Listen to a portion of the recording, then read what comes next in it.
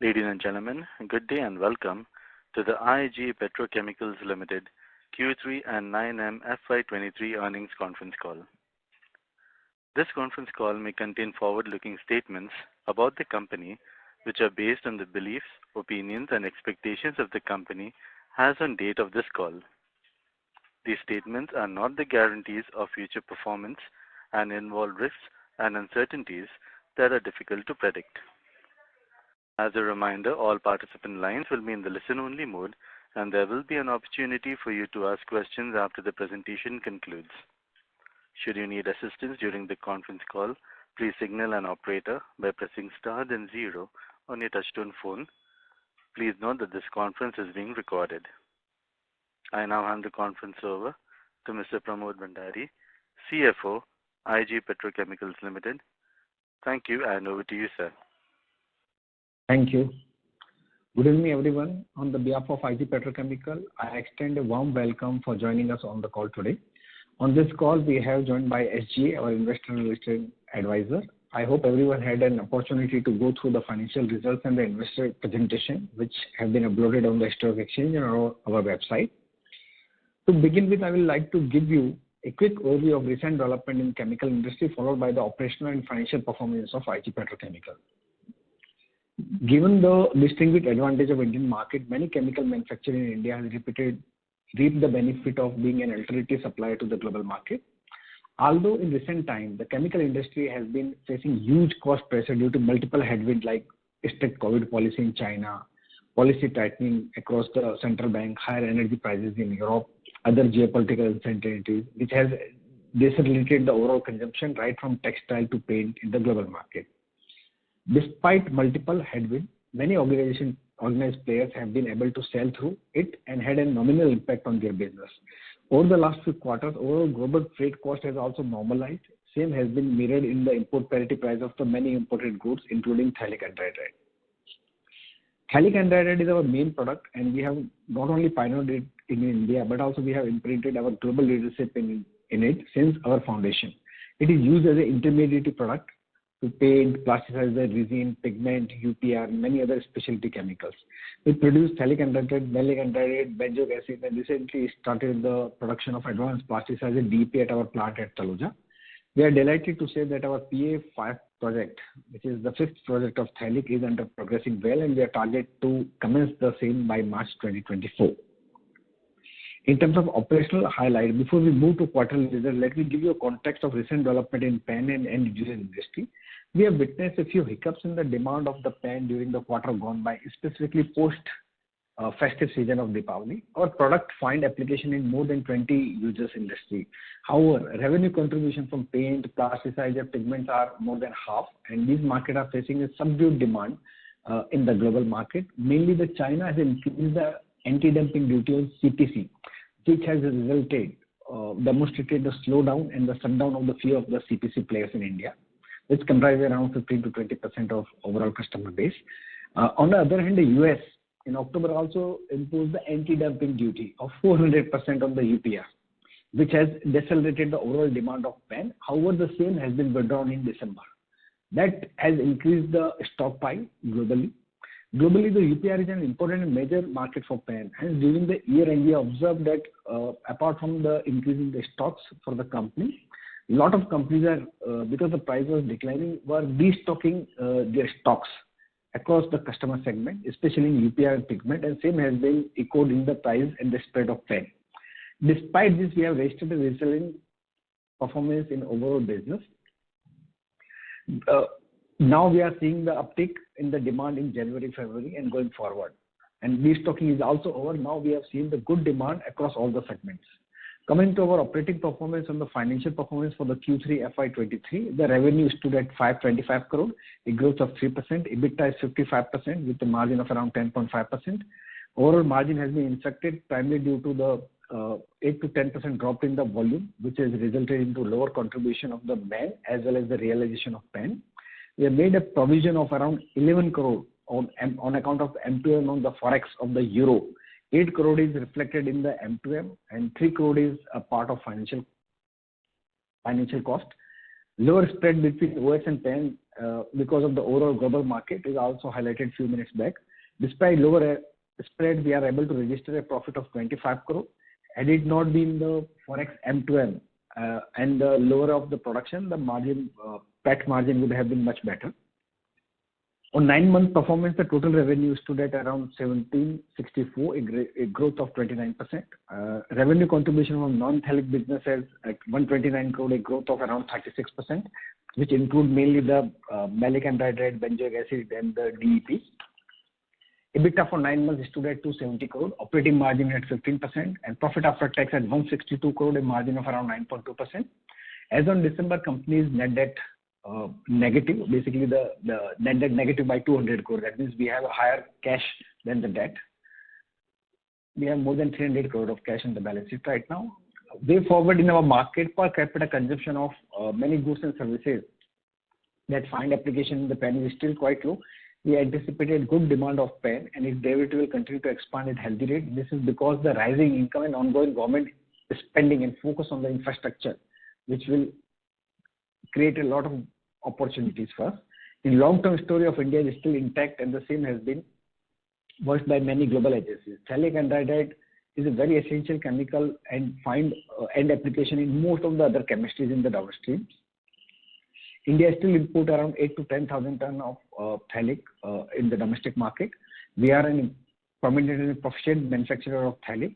We are well positioned to capitalize the upcoming demand. On the other hand, we continue to explore the opportunity in the downstream derivative segments and committed to diversify our product portfolio. Revenue contribution from non-phthalic has also been growing at a healthy rate. We believe that we have laid a strong foundation for our future. We will continue to maintain our growth trajectory. With this, we will open the floor for the question and answer. Thank you. Thank you. Ladies and gentlemen, we will now begin the question and answer session. Participants who wish to ask a question may kindly press star 1 on your touchtone telephone. If you wish to withdraw yourself from the question queue, you may press star and 2. Participants are requested to use handsets while asking a question.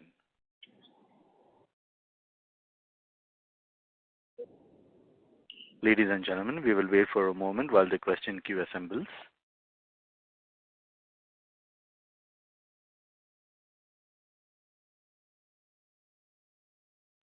The first question is from the line of Aditya Khetan from Smith's Institutional. Kindly proceed. Yeah, thank you, sir, for the opportunity. Sir, first question, into your initial remarks, you mentioned that China has imposed some anti-dumping duty. If you could give more clarification, like what was that? I missed that point. So basically, they have put the anti-dumping duty on the CPC and the pigment. So a lot of players in India, which are generally manufacturing in India and selling it to China, they find it very difficult. That was the one part, and second part, the COVID disturbance in the China. That has resulted in lower demand of phthalic in CPC segment. Most of the CPC, all the players of the CPC are our customers. Okay, and also similar anti-dumping duty on UPR is imposed in US. That has also led to huge stockpile. In October, November, December. October, they have imposed 400% duty on UPR. A lot of Indian players are sending their final product of UPR to US. They put the duty in October and withdrawn in December. Okay, so how is the demand right now? Like, are we witnessing right now? I think looking at the last quarter and the performance of the demand, the quarter which we are starting right now, the demand is very good. In fact, the guys who have done the de-stocking of their product, the demand is coming from both sides. First, they need to stock, and second, there is a demand for the actual product. So what we have seen in last quarter is, you can say, exceptional cases where everything happened together. The China, the US overall demand. And now the demand is again get back to the normalcy. Okay. But this anti-dumping duty in China, so that remains. So now we have to wait and watch if the demand picks up. That remains. So that's why we have seen the slow pickup in the CPC, in pigments. Okay. But we are not that much worried because we have diversified. We are supplied to almost all the chemical and chemistries. But in that side, slightly, the growth is, we are able to see the growth, but it's slow compared to the other segment. Okay. And sir, the volumes for the quarter you mentioned, they have also declined by 8 to 10%. So typically we have 52 to 53,000. This time we have around 49,000. Any particular That is reason? production. No. That is of production. Typically we sell 50 to 51,000, 46,000 around. 56,000. 46. Around 46. 46. Okay. 8 to 9% lower. Okay. So that has resulted in a into shutdown, or is it because it was a shutdown for 25 days for 2 of the units, so as to hook up with them for PFI. Okay, 25-day shutdown we had taken. Okay. Yeah. That is small. 10 days for one and 15 days for another unit. Okay, so next quarter definitely there would be volume growth, at least we can expect. There will be a volume growth, or you can say normalcy in the volume. Normalcy. Okay. So considering between 50 to 52,000 per quarter. Yeah, got it. Yeah. Sir, into the export side, so we had witnessed that in the months of October, November and December, there were huge inventories which has been lined up, and because of that, when demand has started to weaken, hence we had seen lot of inventory liquidations across the globe. So how is the export market now shaping up? And export is good. We sold more than 6,000 tons in export.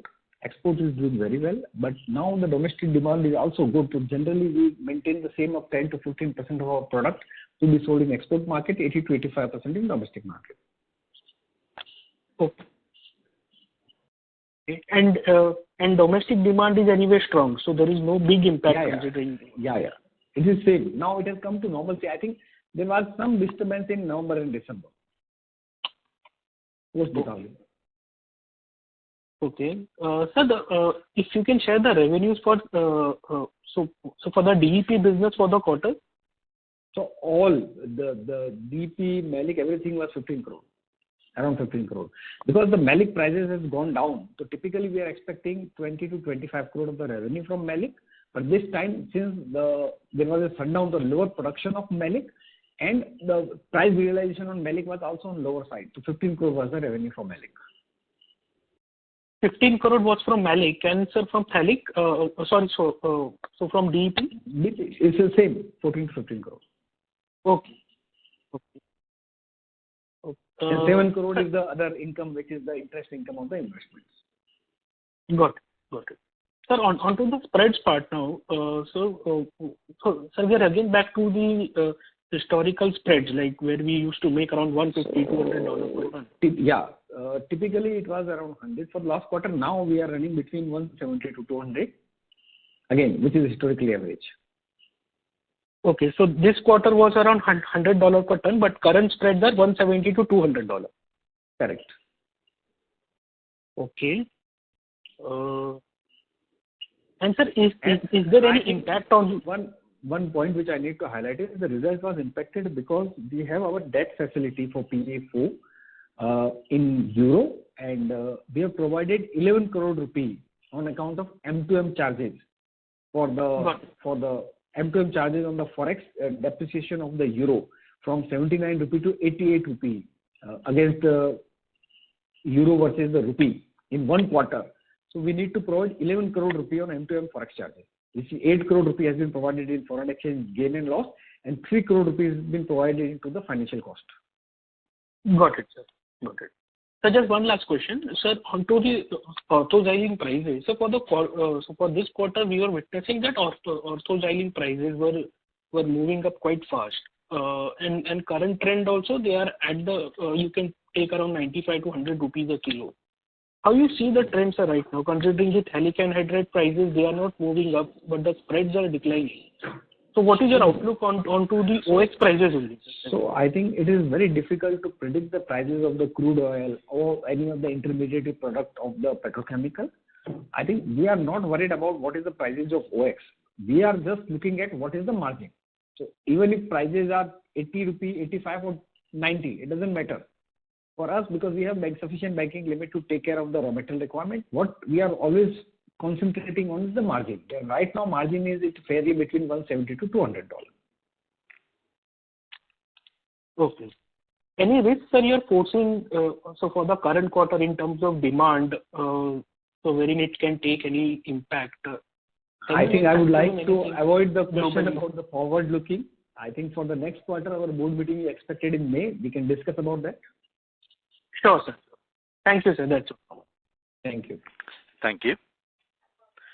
Participants, if you wish to ask a question, kindly press star 1.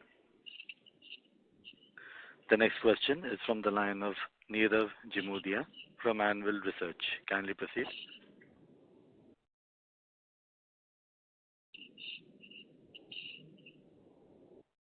Excuse me, Mr. Nirav Jimudia.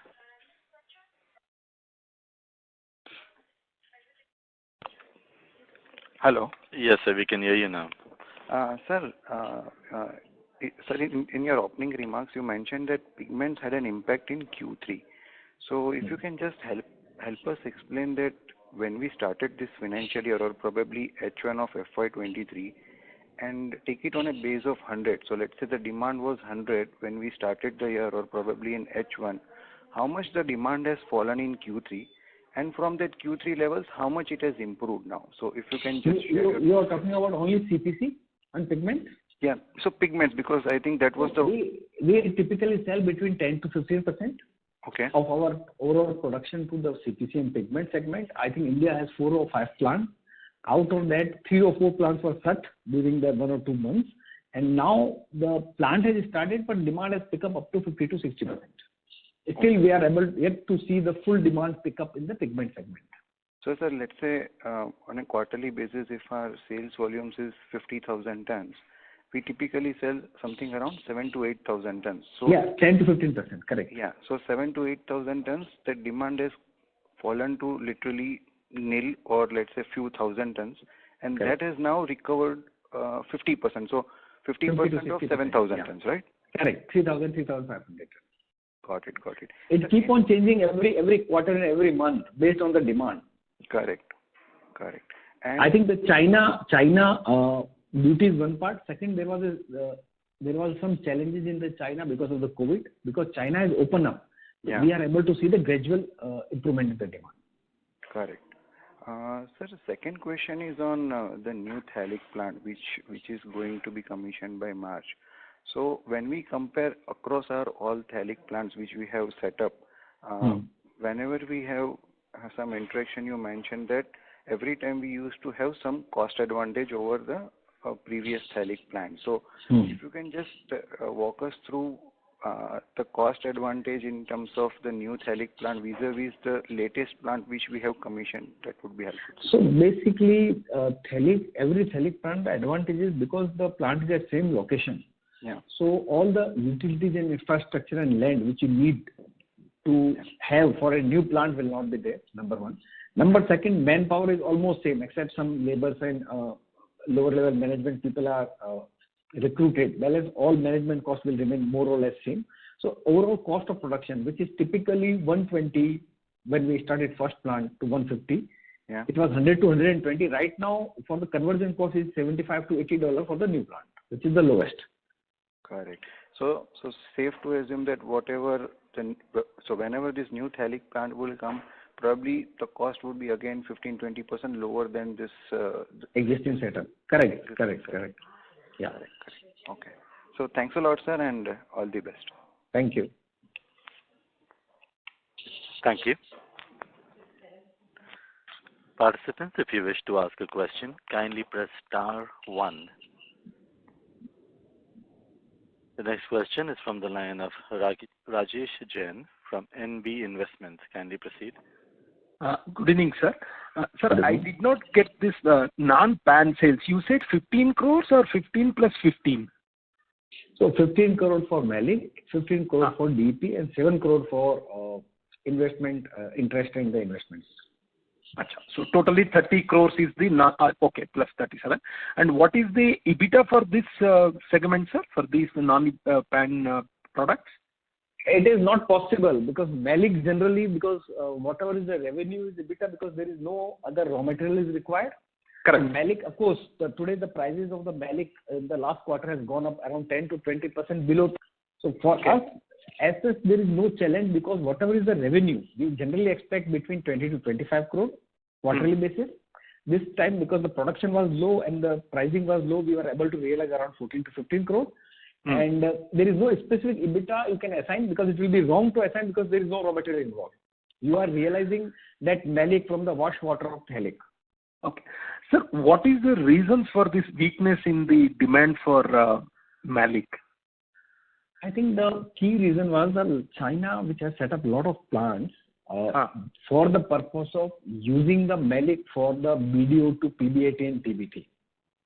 Since a lot of PBT and BDO plant has not started, or started and doesn't have direct demand, so they are trying to sell a lot of malic in the international market, which has compressed the margin for malic. However, having said that, the pricing was around 800 to 900. Now it has improved to around 1100 to 1200 for malic dollar per ton. So the way you are saying, it looks like from Q4 things would be back to normal, or would it take one more quarter for the malic to? I think for malic it is improving gradually. Okay. And I believe that once it is fully improved, you will be able to see the impact in the market. Right now, at fully improved level, the revenue from the malic at full production, we are expecting around 20 to 25 crore, which will be annualized 100 crore. Okay. Sir, my next question is, if you see this quarter sales, it's around 518 crores. Yes. And similarly, in last year, March quarter, we had almost 517 crores. Yes. Now the net profit made during March was 73.6 crores. Yes. Whereas this time it is 25.5. Correct. Now you have already given me the currency loss of around 11 crores. Correct. So that means whatever the difference is all due to the lower realization in the pan. That's right? Phthalic, as well as lower production of phthalic and malic and lower realization of malic. Okay. Lower realization of both the products as well as the volume also. Correct. Okay. So my third question is, like we have given an announcement about formation of a subsidiary. If you could give some details about that. So company is exploring various opportunities to look at exploring the opportunities for the downstream products as well as marketing of the phthalic product as well as sourcing of orthoxylene. For that purpose, we thought to set up a subsidiary, and maybe we may be setting up an office also for that purpose. Okay. And lastly, you were already had some spare land and scouting for new land also regarding for the downstream products. Any latest update on that? I think it is under progress. So once we finalize it, we will be able to inform. It is under process. Land is not that easy transaction to go ahead with. A lot of due diligence is required. That is under process right now. Okay, so this we have been hearing for last few quarters. So what I wanted to ask is, till the P5 comes into stream, will the management do not want to venture into any other capex related this one? We are simultaneously working on 2 or 3 projects. So right now it will not be fair to share the detail because it is to be approved by the board. Once we finalize it, whether it's a land or the project, it will directly come into the board and public domain. Till that, I would not like to prefer to comment on that. Okay, fair enough, sir. Thank you very much and wish you all the best, sir. Thank you. Thank you. Participants, if you wish to ask a question, kindly press *1 on your touchtone telephone. Please press *1 to ask a question. The next question is from the line of Aman Vishwakarma from Robo Capital. Kindly proceed.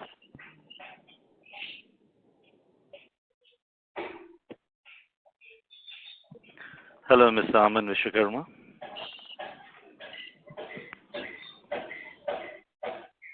Mr. Vishwakarma, can you hear us?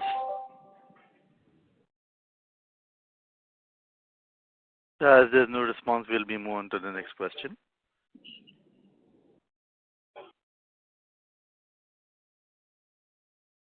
The next question is from the line of Yogesh Tiwari from Arian Capital. Kindly proceed. Good afternoon, sir. Good afternoon. So my first question is, after the new plant comes up, the PA5, what would be the blended cost of production for our company? for phthalic anhydride? Approximate. I think slightly 5 to 7% lower than what it is today. Conversion cost today is around $80 to $100. It will be $70 to $75 conversion cost. Apart from that, there is a fixed cost of manpower and all that. So you can say 4 to 5% lower than blended compared to what it is today. Sure, sir. And sir, in terms of the new this PF5 plant coming, what would be the incremental production we can do for maleic anhydride? So for phthalic, it will be 50 to 53,000 tons for phthalic, and maleic we are expected to add around 2,500 to 2,600 tons. So today we are expecting 7,000, 7,500 from maleic. It will be 10,000 tons around, plus minus 2-3%. Sure, sir. And sir, lastly, just on the raw material, so is there any increase in orthoxylene prices in the current quarter? Orthoxylene prices for the last quarter, which we are talking about, has moved from 95 to say 80 rupee, and right now it is hovering around between 80 to 85. Sure. Thank you. That's all from my side. Thank you, sir. Thank you. To ask a question, kindly press *1. The next question is from the line of Alakmar from iThought PMS. Kindly proceed. Hello. Yeah. Good evening, sir. I have a couple of questions. My first question is how effective is your voice is not clear. Can you pick up the handset, please? Are you using the handset, sir? Can you please use the handset? Now is it okay? Yeah, it's fine. Yeah.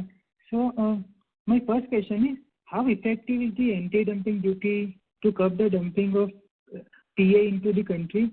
Like, have you seen any instances from the suppliers using some other ways to overcome this duty barrier? So anti-dumping duty was in place for a couple of years back. Then it has been removed. Then it has been added for some of the countries. For some of the players it is there. Some of the players for the same country it is not applicable. It's generally the country-wise and the player-wise. So right now in some of the places there is anti-dumping duty, and that is also a levelized one. That means it is in some places it's a basically the 5%, 7%, 8%. The slabs has been given. So anti-dumping duty is generally applicable in case there is too much dumping happening from outside India. But as you know that India is deficit of 1 lakh ton.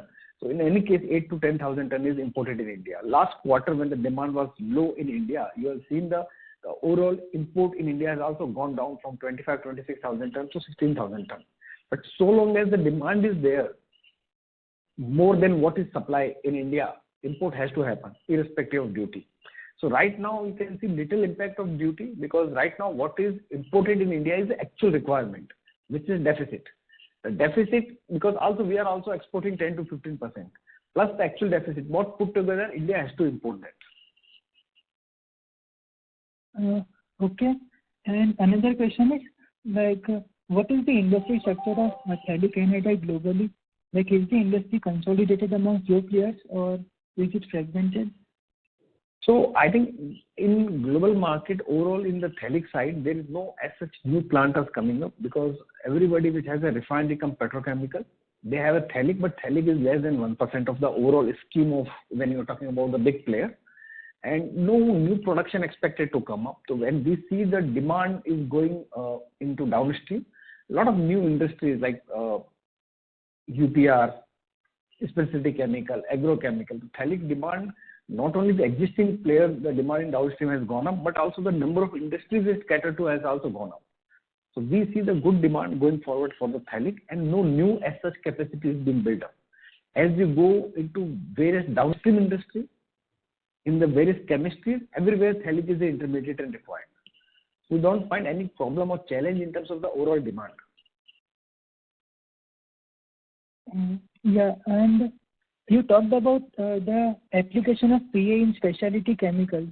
So can you give some specific applications of these PA in specialty chemical segment? So a lot of specialty chemical, I will not give you the exact detail, but I can give you the like Lakshmi, Deepak Nitrite, Deepak Fertilizer, Make Money Organic. A lot of specialty chemical companies are buying the phthalic.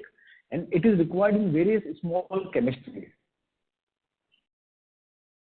I don't have right now the detail about the individual product, but almost all the specialty chemicals buy the phthalic. Yeah. Thank you. That's it from me. Yeah. Thank you. The next question is from the line of Aditya Khetan from Smith's Institutional. Kindly proceed. Sir, thank you for the follow-up.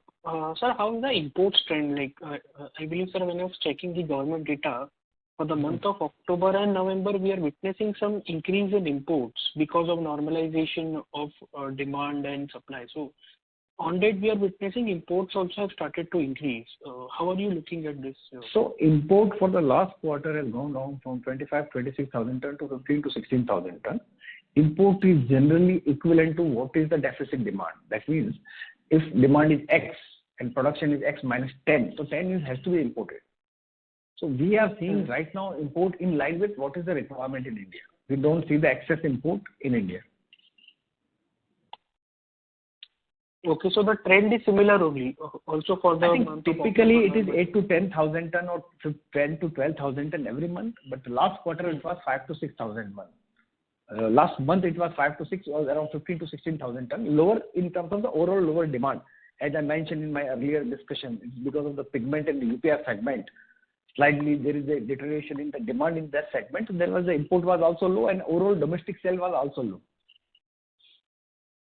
Okay, but sir, if the demand is weak, but the supplies are constant, right? No one is like no, supply was constant, but earlier it was 10,000 ton import per month. It was 8 to 9,000 ton import. This time it was 4 to 5,000 ton import. We also from typically 3 to 4,000 ton sold more than 6,000 ton in export. It's basically every industry need equilibrium. If there is a lower demand in domestic market, you sell export. Similarly, the import volume has also gone down. So it's affect both the sides and reflected in both the sides. Okay.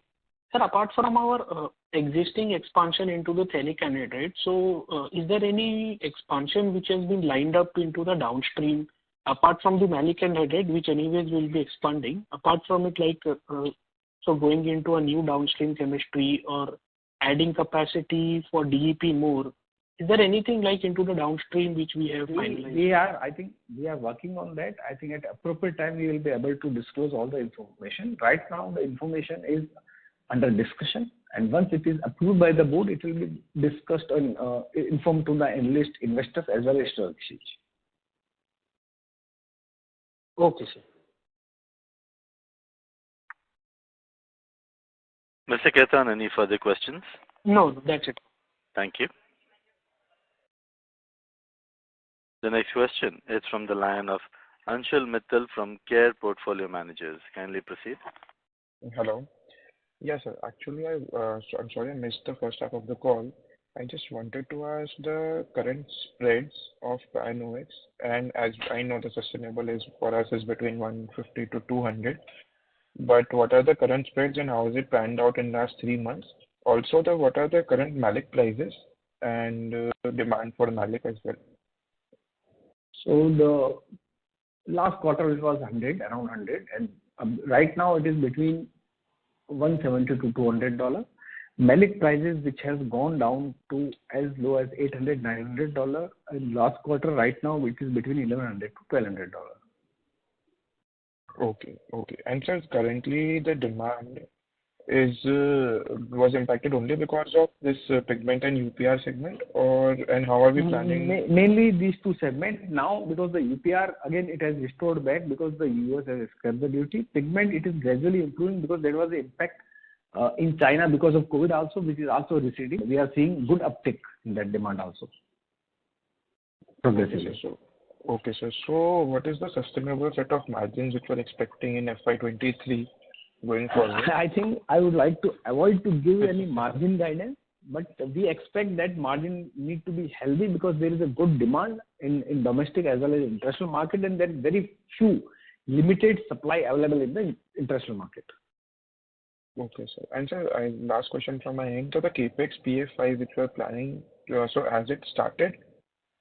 Yeah, capex out of, I think we have spent already 150 crore plus and committed almost 85%, and we are targeting to complete it before March 2024.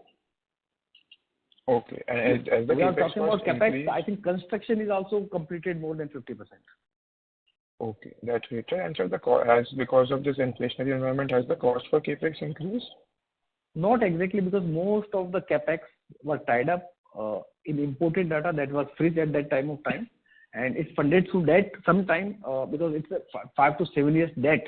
There are M2M charges which you need to provide because of the fluctuation in the exchange rate. In this quarter, the profit would have been 32, 33 crore, but we have provided 11 crore on account of the foreign exchange M2M charges. Of course, there is no cash outflow, but you need to provide as per the Indian accounting standard. Okay, understood, sir. Thank you. Thank you. Participants, if you wish to ask a question, kindly press star 1. The next question is from the line of Nirav Jimudia from Anvil Research. Kindly proceed. Yes, sir. Thanks for the opportunity again. So, sir, based on the consumption of phthalic in India, I was doing some math. So, is it safe to assume that the plasticizer demand in India is closer to 1 million ton? All the three plasticizers put together? I think it is expected to touch. Right now, I understand the demand is around 5 to 6 lakh ton. It is growing at 10 to 15%. Okay, correct. And we are into DEP, right? So out of the three major plasticizers being produced in India, we are into DEP. Correct. So rest of the plasticizers are produced by some unorganized players, or is it a... No, it's a downstream. 1 or 2 players are producing, and we are also evaluating opportunity regarding getting into the downstream. Okay.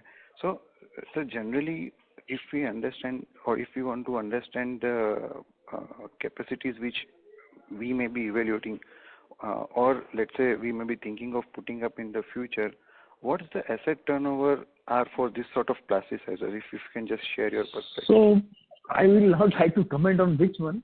No, I don't want to understand. So I don't want to know the product name or specific to the product, but what sort of asset turnovers are there for this? Typically in a plasticizer where the raw material is phthalic and other like alcohol and all that, the asset turnover ratio is around 5 to 6 times. That means if you spend 150 crore, then you will have a sale of around 1,000 to 1,100 crore. Okay.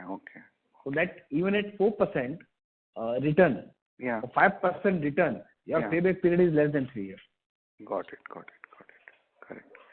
And so the second question is on phthalic. So are we seeing some capacities building up at the global level? So are we hearing something on capacity expansion by the existing players or somebody new? No, but in India, yes, IG is under construction.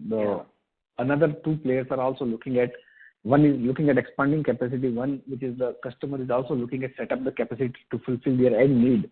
Because India is a very growing market, and I expect India. Of course, I don't want to give any forward-looking estimate, but I believe by next 8 to 10 years, say by 2030, India will be near about 1 million ton of requirement of phthalic. Okay. Which is currently 4 lakh tons. 4 to 4.5. Okay. Got it, sir. Thanks a lot for the opportunity again, and all the best. Thank you. Thank you. Participants, if you wish to ask a question, kindly press star 1.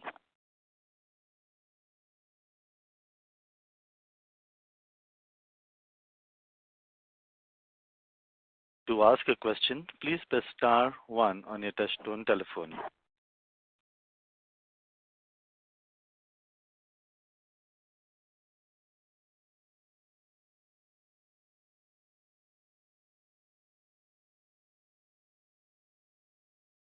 We have the next question from the line of KB Shankara Rao, individual investor. Kindly proceed. Mr. Pramod.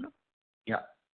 Just trying to understand the comparison between last quarter and this quarter.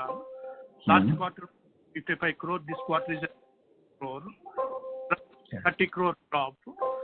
Based on the conversation so far, I've understood 3 different reasons. One is demand drop. from about 50.52 to around 46. About Correct. 4 to 5 drop. That's one reason. Second is the provision of 11 crores that were made in this quarter 3. That is the second reason. Third is the price drop in phthalic and maleic. Correct. These are 3 reasons, right? Yeah. Possibility to split the 30 crore drop between the 3 reasons, just to help us to understand. So basically, you can say 10 crore each. Okay. 10 Roughly for 10. Malik, 10 for Malik, 10 for M2M, and 10 for others. Okay. Okay. Okay. Thanks a lot. Thank you.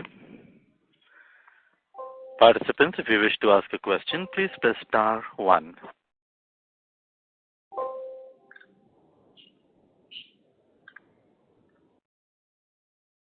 To ask a question, you may press star 1 on your telephone.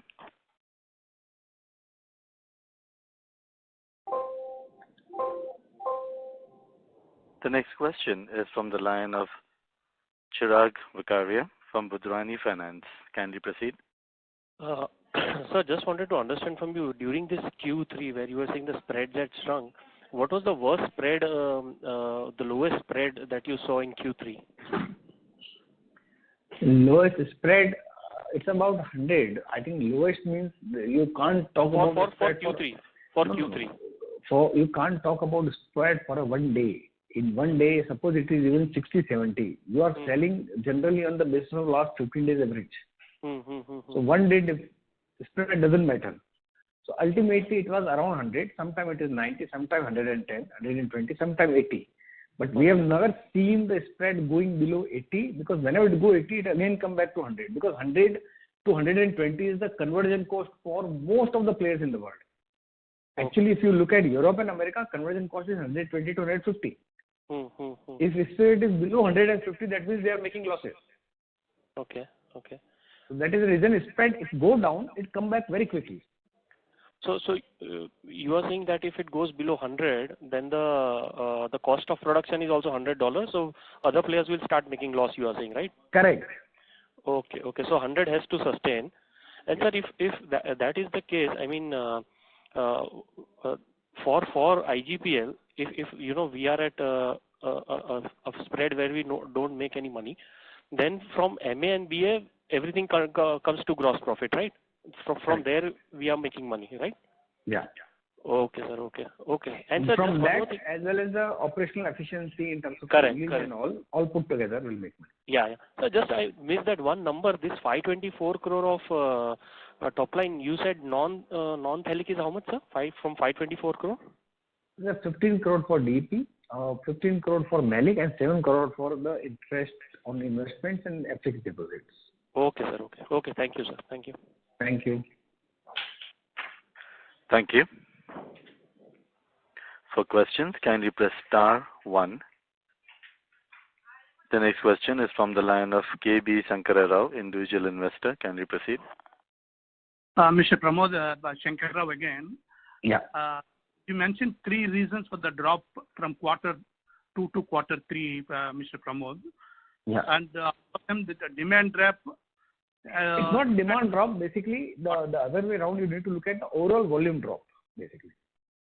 Yeah, volume drop, it is corrected in Q4 is my understanding. Yeah. Second is price also is corrected. That also has improved from $100 to 170 to 200, right? Yeah. Will there be any provision in Q4, any possibility? Provision for M2M for Forex? Correct. I will not be able to mention because the provision is based on 89 rupee euro rate today, which is peak up till now. So I would not like to predict the rate. Euro is 89 today, and I believe it will go down from 89. So you see M2M gain, some gain has to be there. Let's see, because it's very difficult to predict. But possibility is having M2M provision is very remote. It may be some gain over the period of next year because the loan is for 6-7 years, but you need to provide every quarter as per accounting standard. Okay, got it. Okay. Thanks a lot. Thank you.